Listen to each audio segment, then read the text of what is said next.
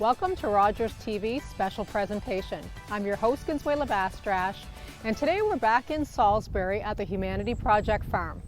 We'll catch up with Charlie Burrell, the founder, and get some of the updates on what's going on here at the farm. And we'll also talk to some special guests about their experiences from the beginning of their journey to where they are now. Tell us about your room. It's very basic, but after you live on the streets for over a year, you learn how to live with nothing. So this is perfect. There's everything that I need and then some. So tell us what life was like prior to becoming homeless.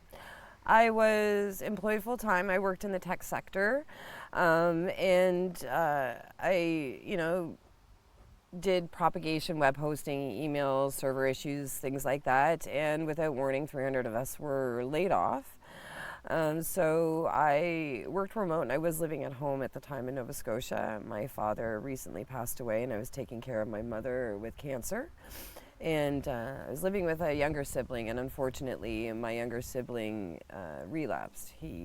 Alcohol is his drug of choice, and we didn't get along, and one thing led to another, and within the week, I left the family home and decided to try living on the streets temporarily to get a place. I thought I would only be on the streets for a maximum of 2 weeks, but unfortunately, that wasn't the case.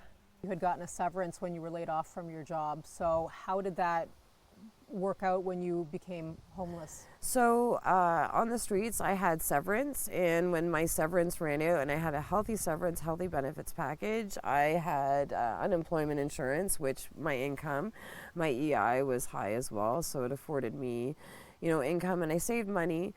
But with addiction and supporting a spouse, I went through quite a bit. You also have to understand when you're on the streets, it's expensive. You can't, go grocery shopping and buy a week's worth of food. So if you miss a meal, you're purchasing your meal. If you want to, get off the streets and you don't have a shelter bed, if you're fortunate enough, like I was occasionally, to get a hotel room, I was fortunate that I had extra income. Mm-hmm. If you're on social services, I don't even know. I was just denied places and rentals based on my address being a shelter and having that stigma, but I was able to pay rent, until I ran out of all my money and my savings. But people who are on welfare in this province, I don't know how you can give someone $800 and say, go rent a place when rent is $1,000 at least, What do you think is what caused the extended period of being homeless? Well, I was looking for apartments, so my biggest hurdle was being homeless. I was stigmatized. People would, see the address. I was using a shelter's address, and they would automatically assume that I was a criminal or I had, done something horrible, which is why I was on the streets. Now, at the time, too, I hadn't relapsed. I was in recovery. After a long gap of 17 years of being clean. I'd relapsed and gotten clean again. So I was sober, and I didn't fit your stereotypical, street person image. So I was very vocal. I wasn't a drug user. I had no criminal record, no mental health issues. And I had income. I was on a healthy severance from my employer. I was doing contract work as well, but nobody would rent to me. And a few months went by of just getting, turned away. I mean, the things that were said to me, I couldn't believe that there are other people who could actually say that to another human. And knowing some of my friends, and they are my friends, there are people who are on the streets that do have mental health and issues with addiction. Some of the things said to me, if they were said to somebody else wouldn't have the frame of mind to brush it off like I could. And people don't understand that their words do more damage sometimes. I think if everybody, honestly, I was on the streets for a year, and I learned how to survive. Would I do it again? I would, because it taught me humanity. Mm-hmm. It taught me how to survive. I learned things I never thought I would ever be able to utilize. It also got me to appreciate human nature. I've seen people at their worst, and I've seen some horrible things happen on the streets, but I've also seen some beautiful acts of kindness. And I think people need to remember those acts of kindness when they are dealing with people who are unhoused. and are unfortunately living on the streets. And it is true, you are one paycheck away from it. Yeah. You are talking to somebody who is gainfully employed, who had family supports. And in a blink of an eye, I lost all of that. And, you know, I made a decision based on, you know, where I was in my life, and I felt threatened. My safety was threatened, and that's why I was on the streets. I wasn't on the streets because I was injecting drugs. I relapsed on the streets because I gave up, you know, but I'm here now, and I'm taking another chance at it. So, and I'll stay clean now, you know, if not for another 17 years and for the rest of my life. Do you remember what your first day on the streets was like? Can you tell us about that? Every day on the streets is a hustle. You hear the phrase, you know, someone asking for money and they're told to get a job. I tell you, being on the streets is a full-time job. You need to find a place to sleep. You need to find your meals. Yes, there are locations that have meals available. Moncton is, you know, good for that. But you have to get there, and you have to ensure that you know the time. You know, your belongings get stolen. You fall asleep, your belongings get stolen. You learn how to sleep with things tied to your person and carry what you need. The first day on the streets, it was wet, it was snowy. I wore the worst boots ever. My feet hurt. I was walking around for 10 hours going from one shelter to another. It was winter, so the beds were full. People just assume, you see people on the streets, you assume that they're just choosing not to go to a shelter. There's sometimes no beds. So we ended up at Charlie's shelter, and we ended up seeing peer support right away on the first day to talk about what we needed, and we signed in. We got bins for our belongings, and we got a meal, and it was off to the races. What social services are available to us, and how do we, you know, mitigate where we are at. So I was busy, and every day is busy. You don't get to sleep in. You don't. You have to hustle, you have to protect your stuff, find a place to sleep, find a place for your stuff, you know, get to the shelter before the service is done, and yeah, it's a hustle. What seasons did you find the most challenging? Was it the winter season that you Yes, found, or did you yes. think that the heat in the summertime and no place to go? Yeah, it's more trying in winter because you're wet and you don't have a lot of options to change your clothing, locate a shower, or, you know, bathroom. And what people don't understand is shelters, there's curfews. You might have a bed, but if you don't make your 9 o'clock curfew, you don't get in for the night. So it's like, do I find a warm place to sleep outside? And there's certain places that have grates, or you find people and you know, human sandwich it and huddle. But you end up staying up most of the night because if you sleep and it's cold, you might not wake up. And I've lost a few friends that way, and it's terrible. Were you able to find clothing like winter coats, winter boots, anything? For the like most that? part, now, statistically, they say it's the people with the lowest income or the poorest people that help the most, and it is true.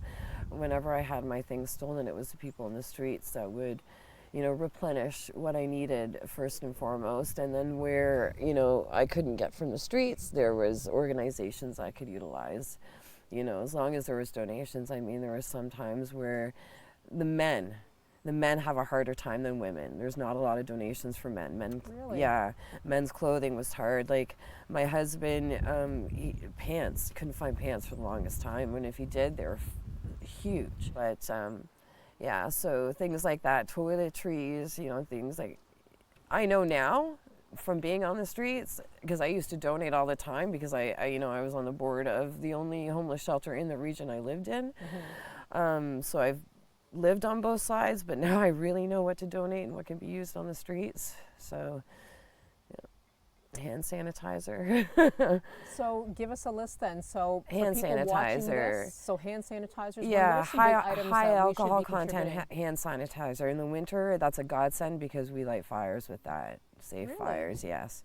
Matches, your emergency solar blankets, socks, like. And then in the wintertime, you don't wear one outfit, you wear 3. So long johns, undershirts, anything for warmth, hats, coats, boots, boots, boots, boots, boots, boots, toiletries. And for food, things that are portable, a loaf of bread, you know, things that you don't need other things to sort of eat the item, right? Okay. Yeah, just a small, portable, and backpacks, you know, and blankets.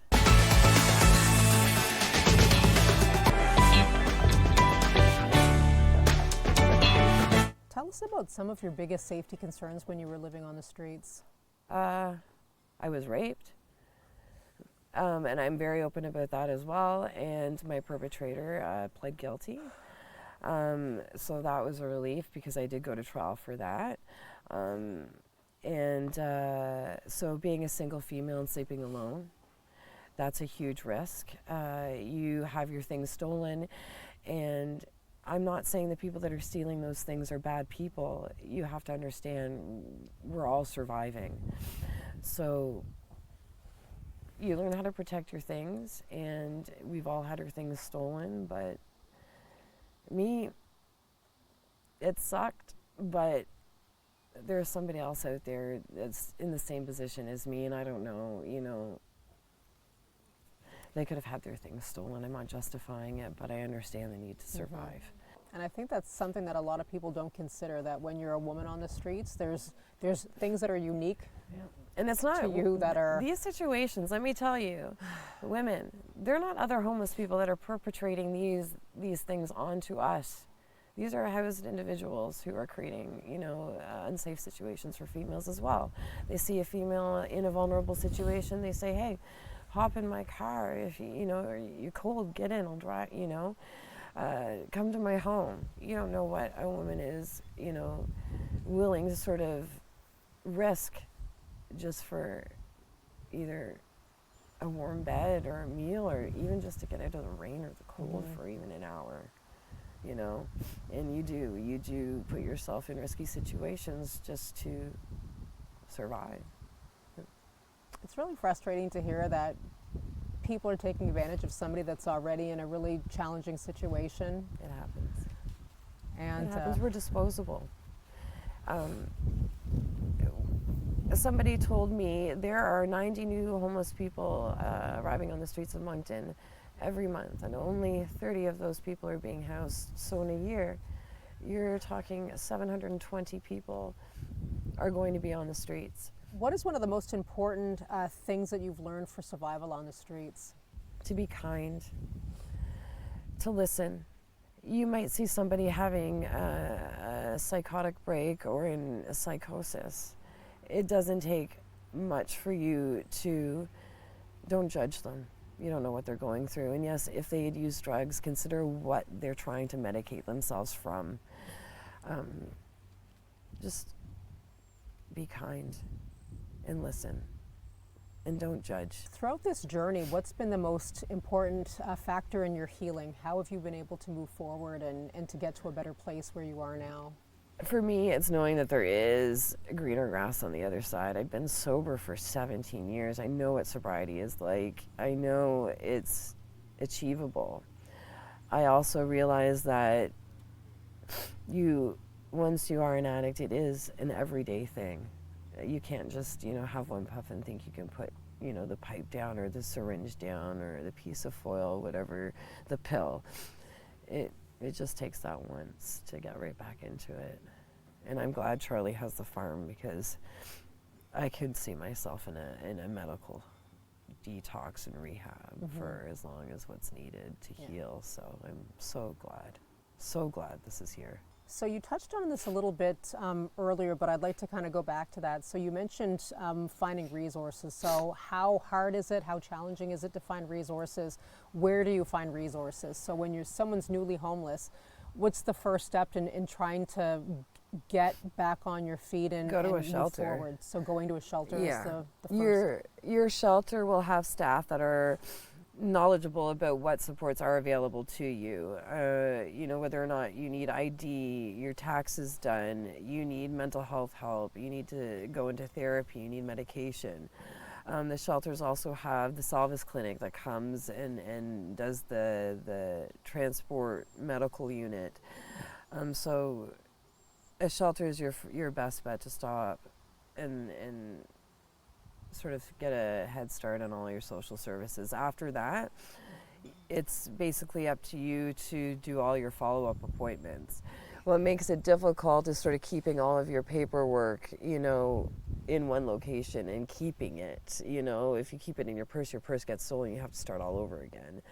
So that's the one hurdle, is just keeping track of your IDs and your paperwork. You can tell when everyone, you know, first gets here. I kept my purse with me for the first couple of days, and you can see it, some people do, because that's what you're used to. Because I missed sleeping next to somebody, and I don't mean like in a romantic way, I just mean having that sort of camaraderie, and I miss sleeping under the stars, you know. But at the same time, you know, I really like having a roof over my head, because I'm telling you, there are more awful nights than there are clear, nice nights. I'm really, really glad to have somewhere to go.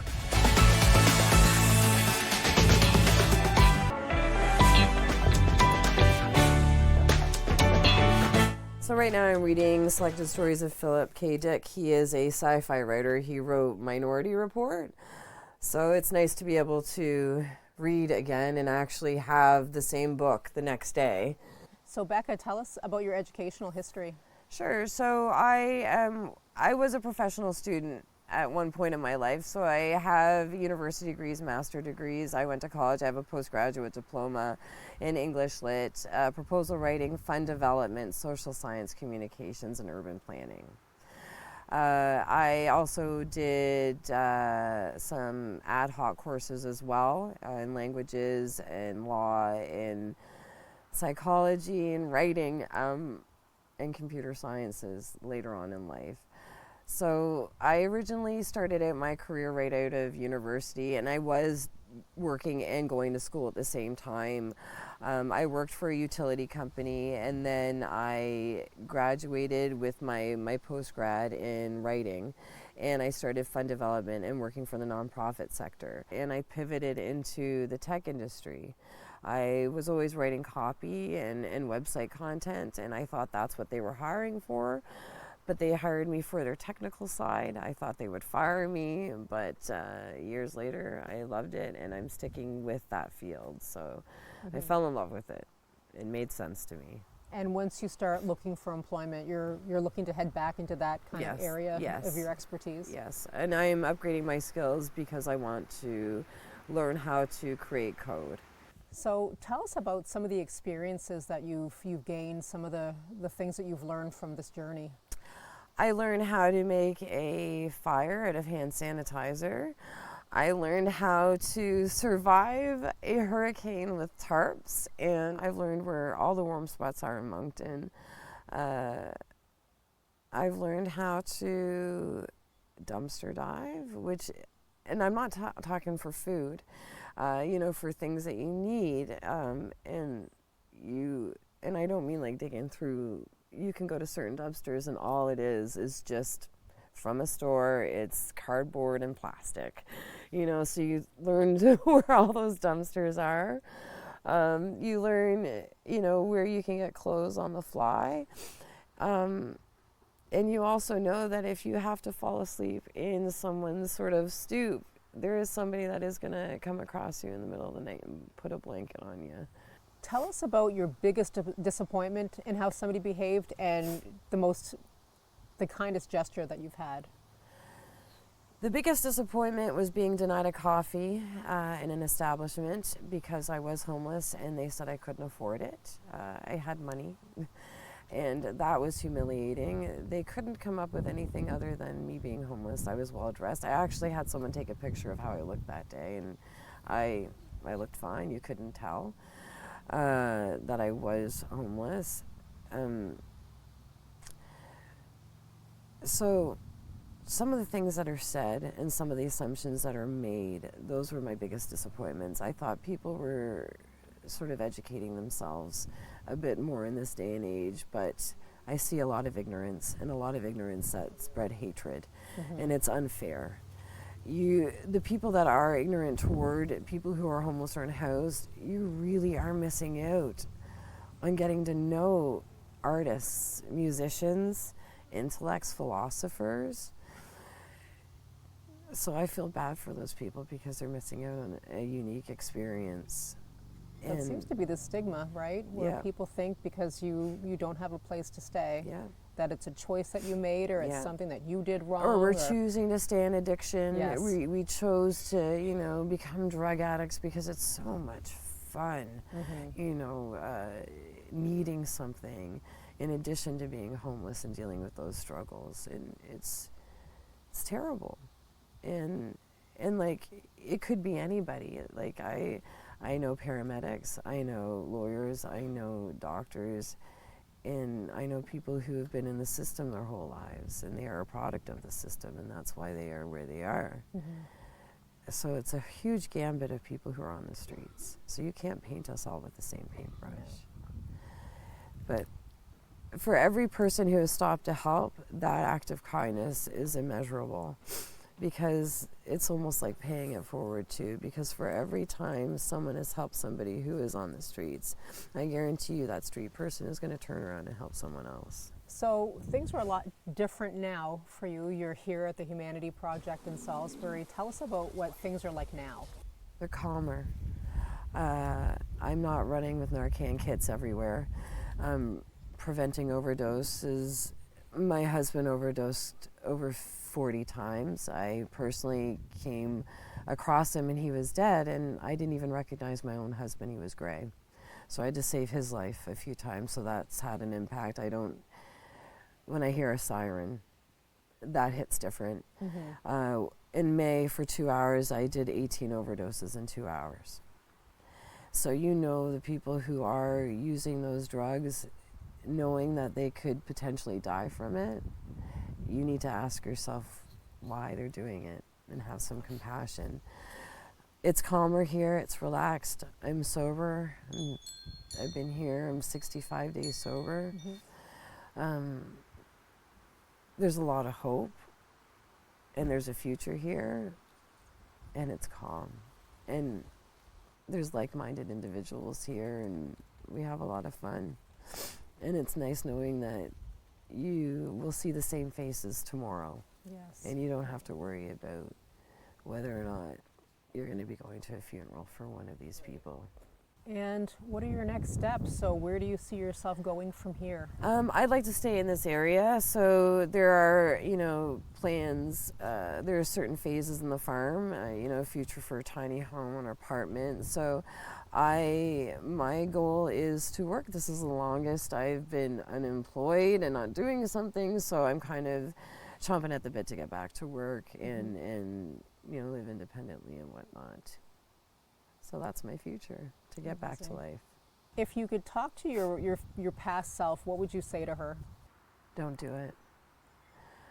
I started using because I was curious, and it is true, curiosity killed the cat. I would say it's not worth it.